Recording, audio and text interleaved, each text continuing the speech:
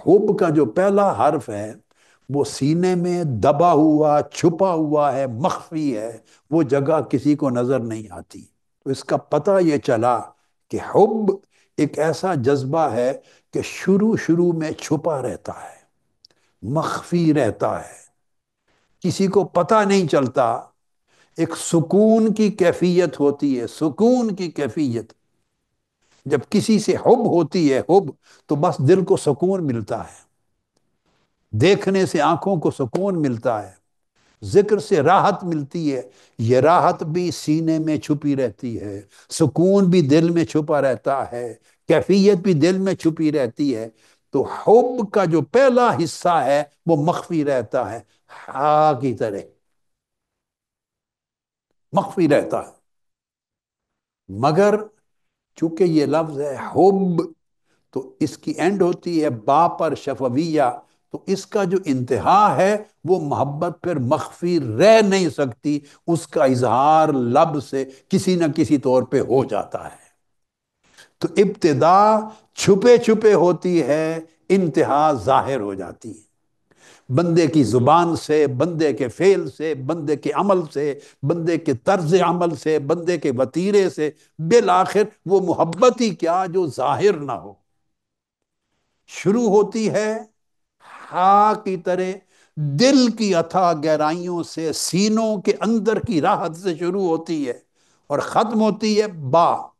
با سے اضطراب آ جاتا ہے، آواز نکلتی ہے، تو بالآخر پھٹ پڑتا ہے بندہ محبت میں۔ اب یہ جو حب کا لفظ ہے ہا، اس کو اب ایک اور اینگل سے سمجھاتا ہوں، ایک اور اینگل سے۔ ہا روح کا آخری حرف ہے، روح، بولیے روح۔ اب عربی زبان میں روح جب کہیں گے، را پر پیش ہے، واو پہ جزم ہے، تو یہ بن گیا روح۔ جزم سے سکون ہوتا ہے، جس حرف پہ جزم آئے اس میں سکون ہے۔ اور روح، جو روح ہے، یا اس پر پیش ہوگی یا تنوین ہوگی، روحن ہوگا یا روحن ہوگا یا روحن ہوگا۔ الغرض پیش زبر، ضمہ، فتحہ، کسرہ، اس پر اعراب آئے گا۔ اعراب آئے تو اس کو حرکت کہتے ہیں۔ پہلے دو حرف ان میں سکون ہے، اور ہا جب بھی یوز ہوگا تو اس میں کوئی نہ کوئی حرکت لگانی پڑے گی۔ تو اس کا مطلب یہ ہے، جزم اشارہ کرتا ہے کہ محبت جب شروع ہوتی ہے تو سکون دیتی ہے۔ واہ واہ واہ! محبت جب شروع ہوتی ہے سکون دیتی ہے، راحت دیتی ہے، چین دیتی ہے، ایک لطف دیتی ہے، مزہ دیتی ہے، جزم کی طرح سکون دیتی ہے۔